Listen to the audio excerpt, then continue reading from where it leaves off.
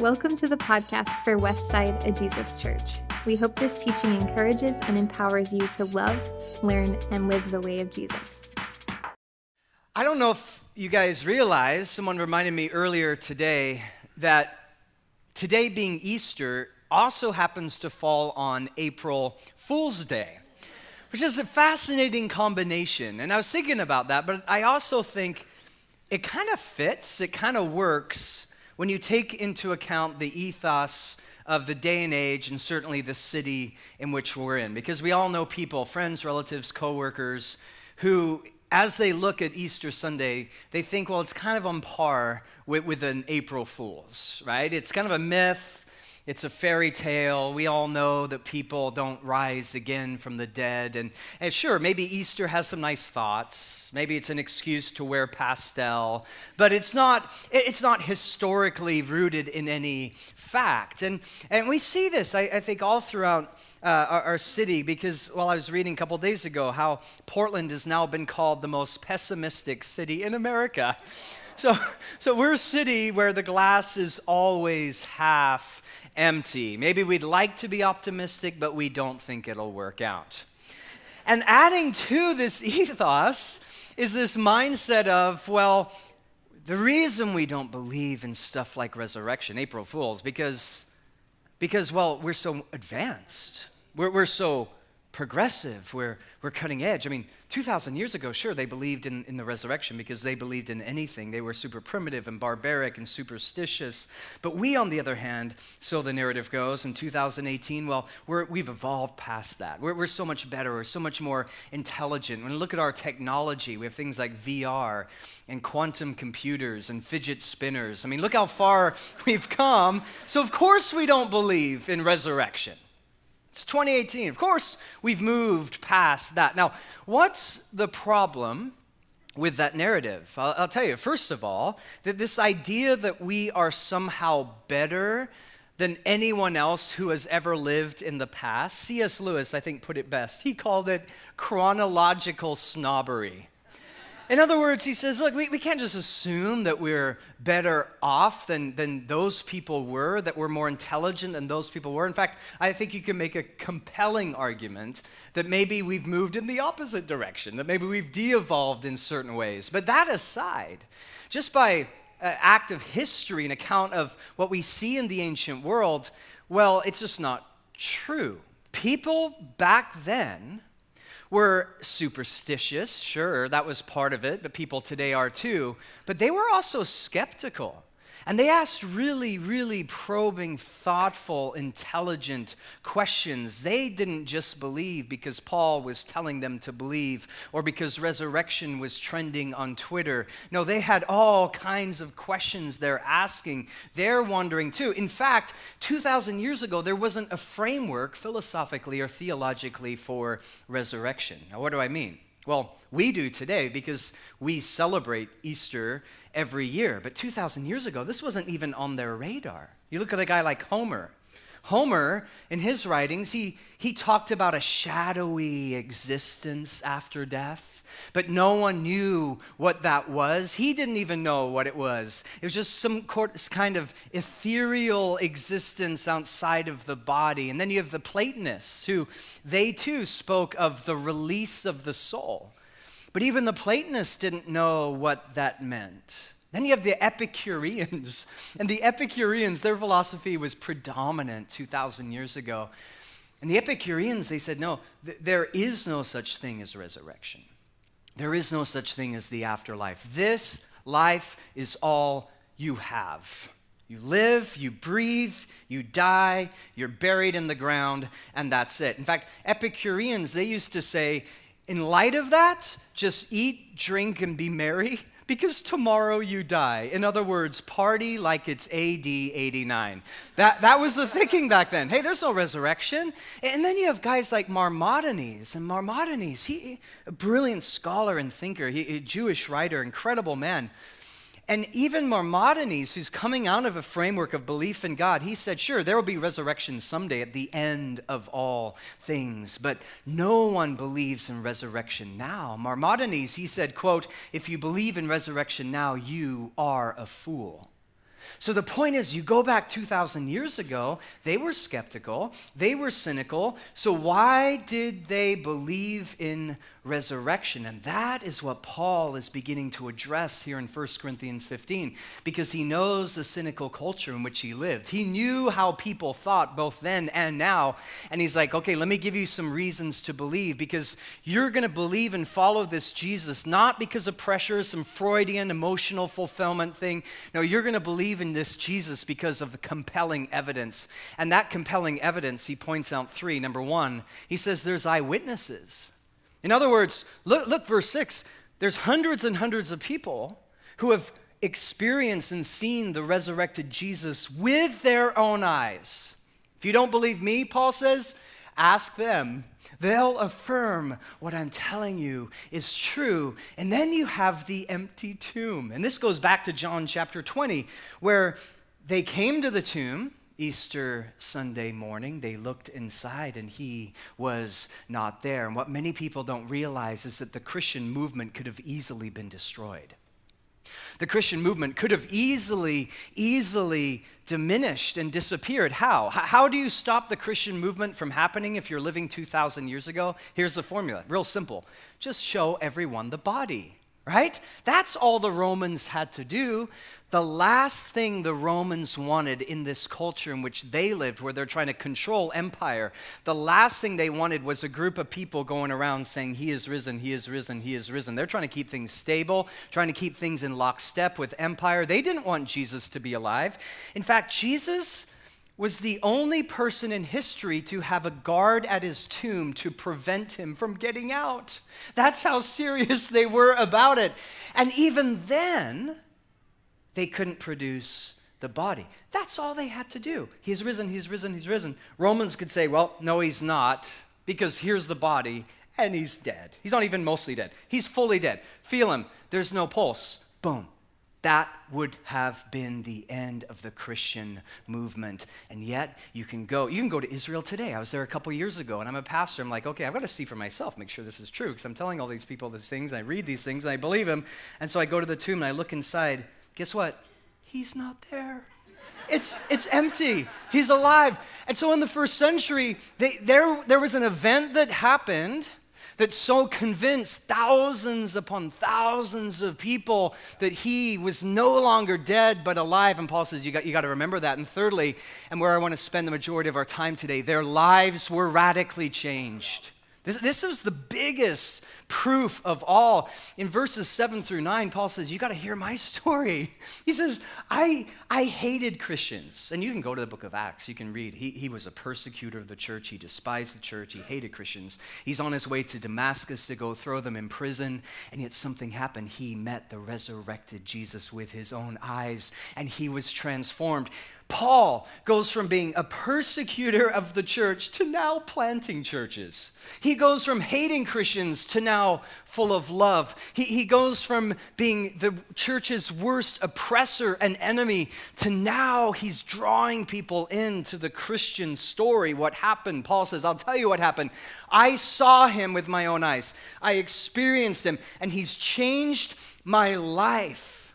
And his story is just a microcosm of what has happened over and over and over again. It's why most of us are here this afternoon, because we've experienced the resurrected Jesus. We've seen that we once were lost, but now we're found. We were blind, but now we see. Jesus has absolutely changed us, and millions upon millions of people throughout history have too experienced the power of resurrection. And that is how this story began.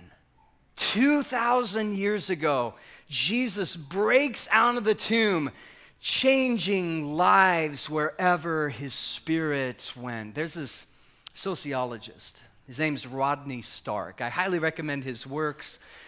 He's a brilliant guy. He comes from Baylor University. And he asks this question, and he's not coming at it from a Christian perspective. Rodney Stark is asking, as a sociologist, looking from the outside in, objectively, he's like, okay, something happened 2,000 years ago, and in his book, The Rise of Christianity, he says, we got to talk about this. We got to be honest with this. What happened? Because the early Christians were so radically different from those who lived around them. He said, what was it? Because when there was an epidemic or a sickness or a fire or a flood, all their neighbors would flee and run.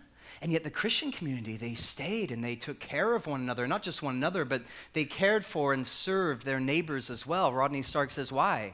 What's going on here? How is it that the early Christians, he asked, were so radically inclusive, where you have the Greco-Roman world that would separate people based on class or gender or economics or even the color of their skin, and yet the early Christian movement had the courage to say, no, in Jesus is neither Jew nor Greek, male or female, slave or free. You're all one in Jesus. The Christian community said, all are welcome here, and it doesn't matter what your background or color of your skin or economics may be, you have a place at the table. Rodney Stark says, why?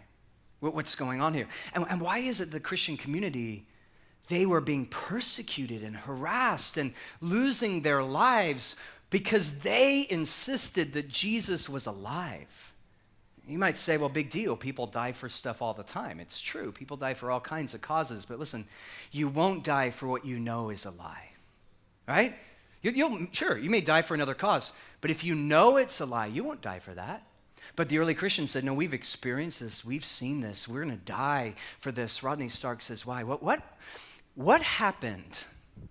Even if you are a cynic, even if maybe your mindset is April Fool's, no big deal. We really know Jesus didn't rise again from the dead. Okay, if that's where you're coming from, we still have to answer this question. What on earth happened 2,000 years ago that took a ragtag, motley group of men and women who were terrified, and yet something happened that energized and emboldened and impassioned them to go out and proclaim to the world, He is alive. What is it? Why were they so different from everyone else? What happened that day? And Rodney Stark, the sociologist from Baylor, he says it's a single word, and that word is hope. They really believed that Jesus was alive. They really experienced a power of resurrection in their own life. And that hope gave them hope for their culture, for their city, for their own lives personally, and that death would not be the end of the story. Rodney Stark says their lives were changed because of this word. And isn't this what Jesus said? In John chapter 11, verse 25, he said, I am the resurrection and the life. He who believes in me will live. You know, I was looking it up this last week, studying for this. And I'm like, I wonder what that word live actually means. And sure enough, in the Greek, it's the word zao. Let me hear you say zao.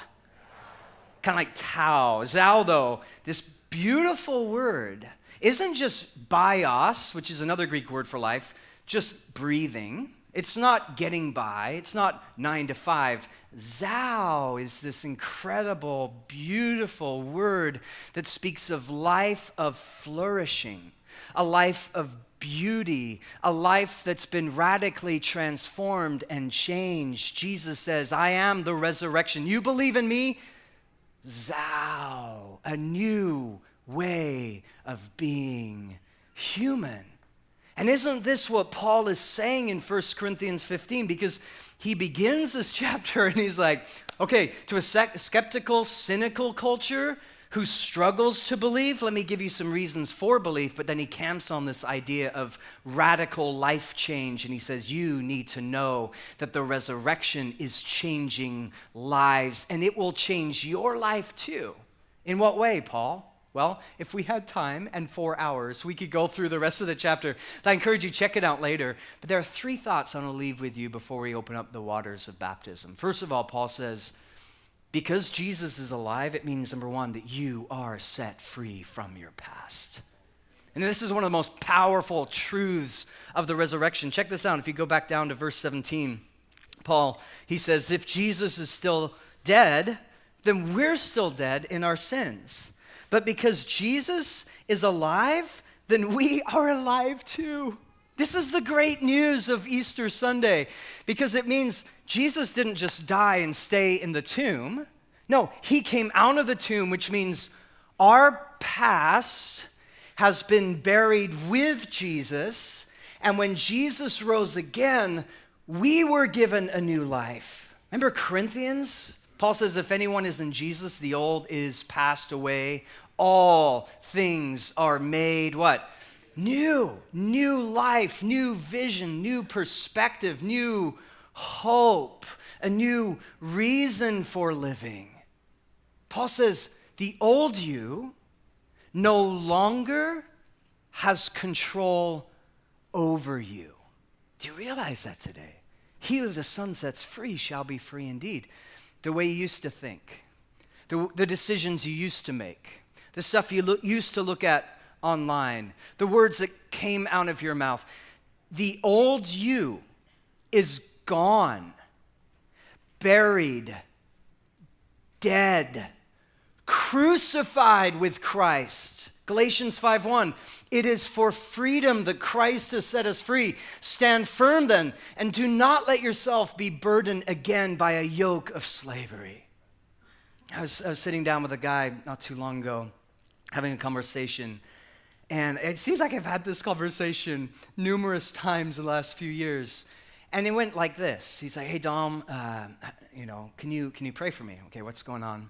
He's like, well, to be honest, I'm not doing all that well. I'm like, why not? And he says, well, I'm dating this girl right now. How's that going? Oh, not good.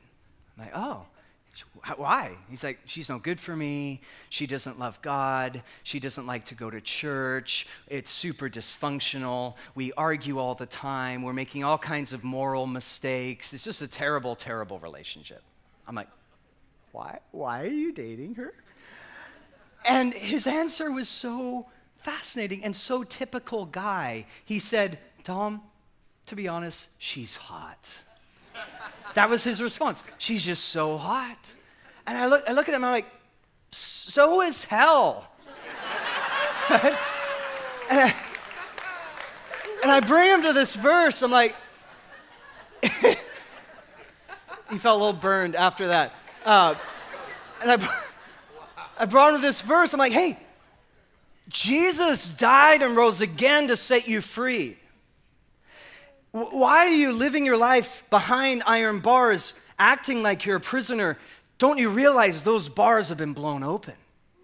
How many of us right now, we're living our life as if we're chained? I'm just stuck in this sin year after year after year, this way of thinking, these habits, these addictions, these patterns of thinking. I'm just stuck. What's going to happen? And the message of the gospel is no. Don't you realize those chains have been blown apart? The door is wide open. You are set free, and he who the Son sets free shall be free indeed. That's what the resurrection means. Paul says it'll change your life. In the past no longer has control over you. It's going to change your life in the present as well. Listen, the resurrection means you have a purpose for your life. Now, what is that purpose?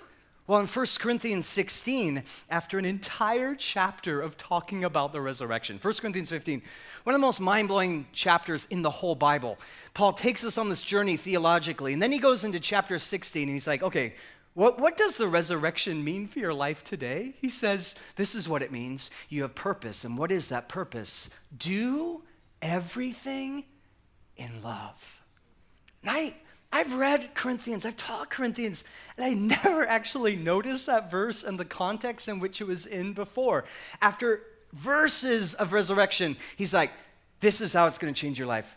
Just start loving people. And I looked up that word, everything. It's this broad, holistic word that means think outside the box. It means be creative, be innovative, love people in unusual, beautiful, surprising ways. In other words, Paul's saying, Jesus doesn't like boxes because the last time someone put him in one, he broke out 3 days later. And so that means for our life, we're to break out of the little boxes in our head and how we love our city and how we love our neighbors and how we love one another. Do everything in love. And isn't it a beautiful thing when you see people love in creative ways, in innovative ways? You guys saw this. It was in the newspaper not too long ago. True story. A guy named Jurgen. And Jurgen, he surprised his girlfriend Natalie with a surprise trip to Athens, Greece. They get on the plane. They're at cruising altitude, 35,000 feet. He gets up to use the restroom. And then Natalie hears a song playing from the back of the plane. It was that Bruno Mars song, Marry You. And she thinks, oh, how cute, someone's getting engaged or, proposed to.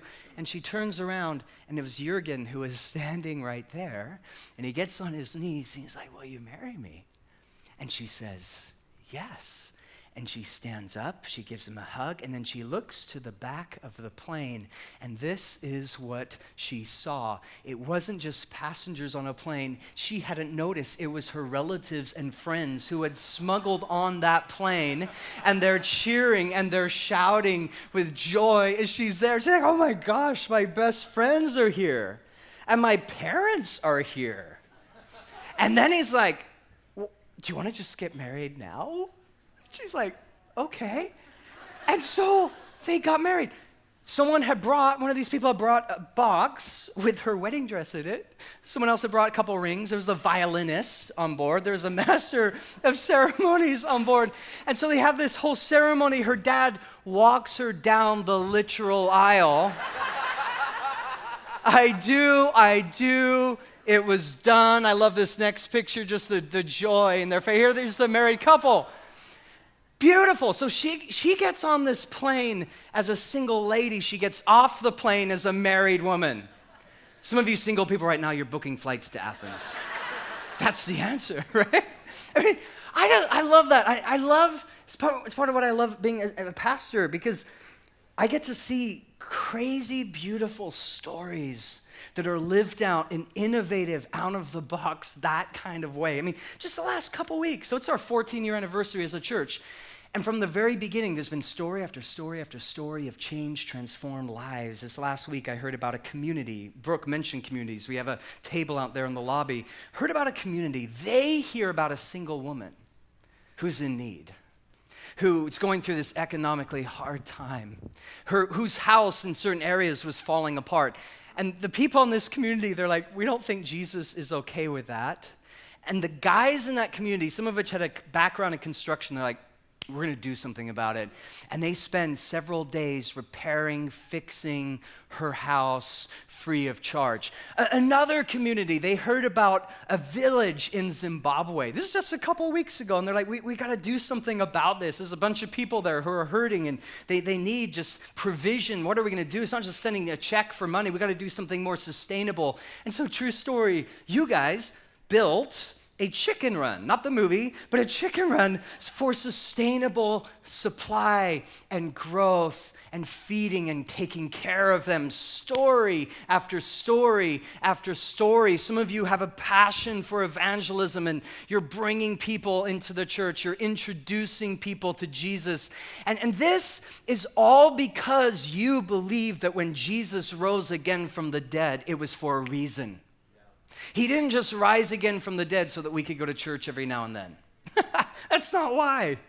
He rose again from the dead because Easter was the day the revolution began. And so many of you, you're like, I want in on that. I want to be a part of this because he's changed my life. He's set me free in the past. He's given me love in the present, but there's one more piece to the equation, and then we're done. Number 3, the resurrection means you have hope for your future. Past, present, future. What kind of hope in the future? Check this out. Look back down if you want to. In verse 54, we started the gathering this way. Let's go back to this verse. It says, death has been swallowed up in victory. Oh, death, where is your victory? Oh, grave, where is your sting? You know, it's interesting that Paul would say, oh, death, where is your sting? This word sting in the Greek language is the word kentron. And it literally meant 2,000 years ago, the sting of a scorpion or the sting of a centipede. Now, I don't know if any of you have ever been stung by a centipede or scorpion. I have, and it's not fun. In fact, I used to be a pastor in Maui, Hawaii, suffering for Jesus. And we lived there for about 8 years, and we met in this beautiful, Zenkihe, this beautiful kind of open air building, like bamboo all around, and we had this thatched roof, and I became pastor at a pretty young age. I remember teaching. It was so gorgeous. We had the trees, the palm trees outside, birds that would come in. There was the world's biggest baptismal right across the street, the Pacific Ocean. And it was awesome. It was paradise. But there's one kind of dark side, and that was these centipedes. Now, these centipedes would come in sometimes during the gathering and crawl on people's legs. Or, even more ominously, they'd fall from the thatched roof. And I remember the first time that ever happened. I'm right in the middle of a teaching. And it was somewhere over here. This group of people suddenly jumped up. They start shouting and yelling. And I'm thinking, I'm like preaching something that's like connecting with this group of people. And then I find out it's a centipede. It's like a Holy Ghost revival every Sunday at our little church. Sometimes I pray for centipedes for Westside. God, just send your centipedes of glory. That'll keep us awake and alive, right? It's the sting. Have you ever been stung? Paul says the sting of death is sin. The sting of death, it's real. It hurts, it wounds. Notice, the Bible does not minimize the reality of death. This isn't a cat poster. This isn't Epicurean. This isn't Paul saying, oh, it's no big deal, whatever, death. No, he's like, it stings. It's an intruder. It wounds us at the deepest level. This is why Jesus, in the same passage where he said, I am the resurrection and the life, he stood at the tomb of one of his closest friends, Lazarus, and he knew the rest of the story. Jesus knew he was about to raise him up. But Jesus, when he's standing there, he has this moment of grief because death stings. Jesus did not say, it's no biggie, get over it. He didn't trivialize it. He didn't say, God gained another angel. No. What did Jesus do? John 11, Jesus wept. Death is a sting. And every single one of us, we've experienced that, will experience that. It's part of being human. But what I love about 1 Corinthians 15 is that Paul does not end with the sting of death. Because if he did, that would be the ultimate bummer of an Easter message. You're all going to die. Have a great day. And there's Pips Donuts might help you die too. No. The Bible says the sting of death, sure. But here's the good news. That is not where the story ends. Because when Jesus rose again from the dead, he broke the chains of sin and death. He broke the power of death itself, which means his resurrection is our hope that we will someday rise again to. His resurrection gives us a purpose to live and absorb his presence and share his life now and love people now, but also have a security and a confidence and a peace that in the end, Revelation puts it this way, we will see him. Can you imagine? We'll see him. And he'll wipe away every tear from our eyes. And old things will pass away. There'll be no more death, or sin, or cancer, or war, or racism, heartache, anxiety, group texts. Those things are gone. Like, forget it. It's a new life. Heaven crashes into earth and all things are made new. Paul says, the resurrected Jesus, he's all about changing lives. He will change your past. You are set free from your past. He will change your present. He will give you purpose in the present to love one another. And he's going to change your future by giving you a hope. Death, where is your victory? Death has been swallowed up in victory. That is the message. In a cynical, skeptical city that says, April Fools, wish fulfillment. We know it's not true. And we, through our lives, not just our songs and sermons, through the way you love one another, through your life that has been transformed, past, present, and future, you get to share with our city that Jesus is alive. Amen?